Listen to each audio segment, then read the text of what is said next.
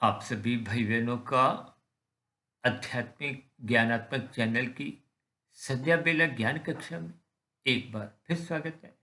आज की चर्चा देखिए, ये राजनीतिक दलों की जो एक चुनाव प्रक्रिया के बाद जब एक उनके परिणाम आते हैं, परिणाम आने से कुछ घंटे पूर्व उनके देखिए जैसे जैसे वोटों की गिनती आरंभ होती है तो कुछ रुझान आने लगते हैं।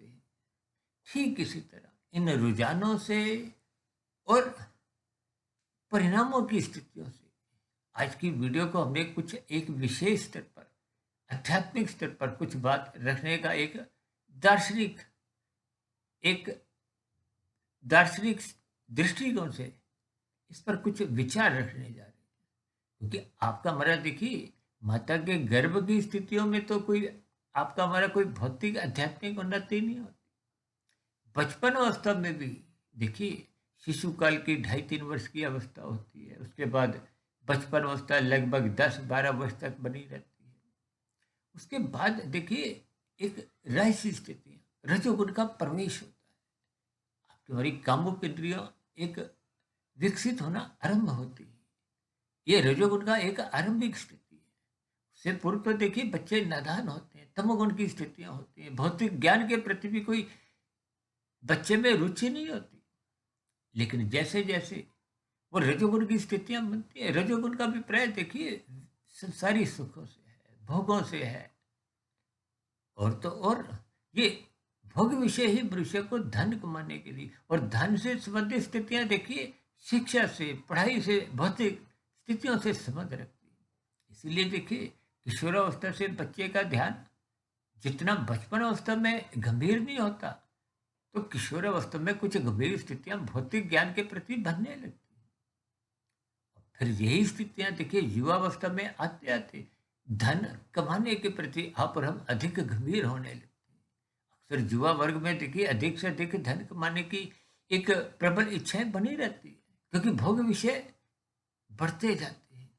भोग विषयों की पूर्ति के लिए ही अधिक से अधिक धन चाहिए, और ये सभी स्थितियां लगभग प्रौढ़ तक बनी रहती है। देखिए युवावस्था में इसलिए विवाह का एक संस्कार रखा गया, ताकि स्थूल शरीर के स्तर पर, क्योंकि स्त्री पुरुष के आकर्षण को भी रजोगुण से जोड़ा गया, इसीलिए युवावस्था में विवाह का एक संस्कार विशेष स्तर पर एक धार्मिक दृष्टिकोण से रखा गया, ताकि स्थूल शरीर के स्तर पर संबंधों में बिगाड़ नहीं आए।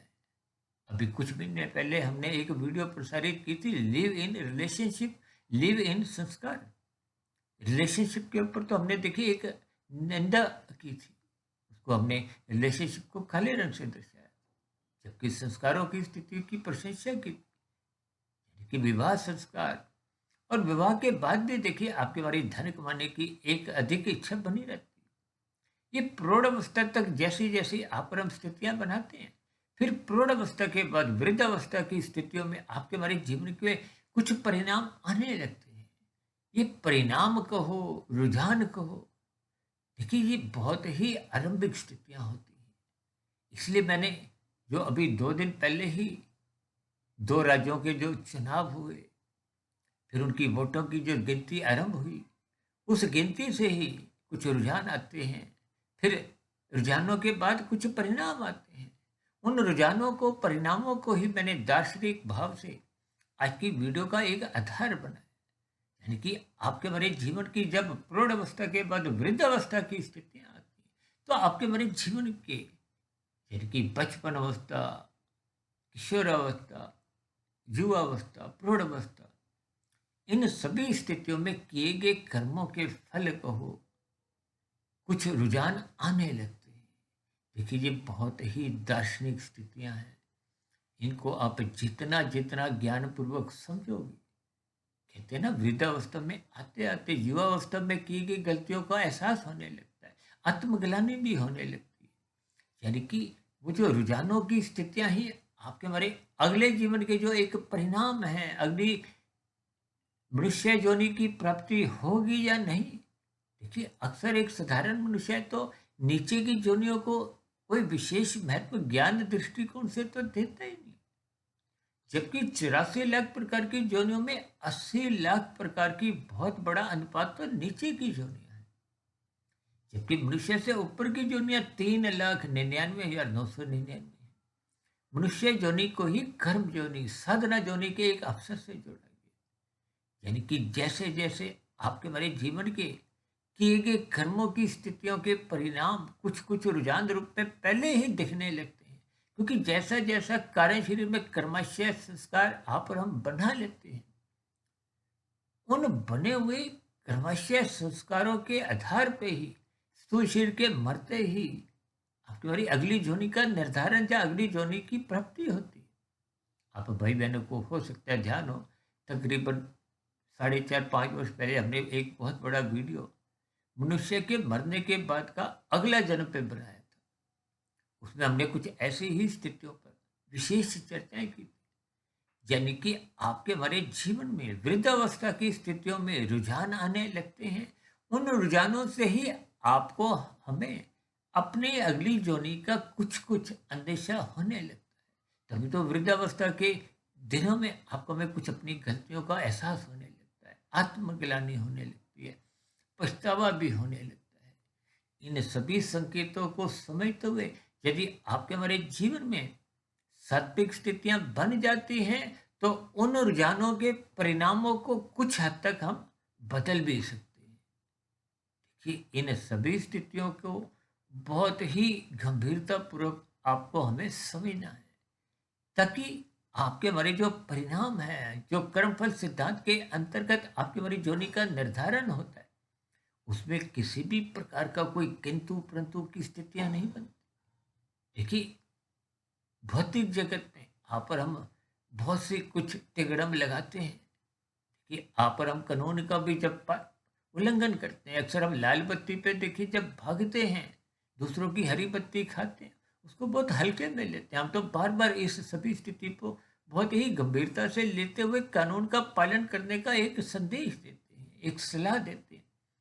देखिए, यहाँ की लाल बत्ती पार करते आप दूसरे की हरी बत्ती का हिस्सा एक खाते हो, दूसरे वाहन चालकों को आप दुखी करते हो, और दूसरों को दुख देना ही आपका हमारा पाप कर्मों की स्थिति है।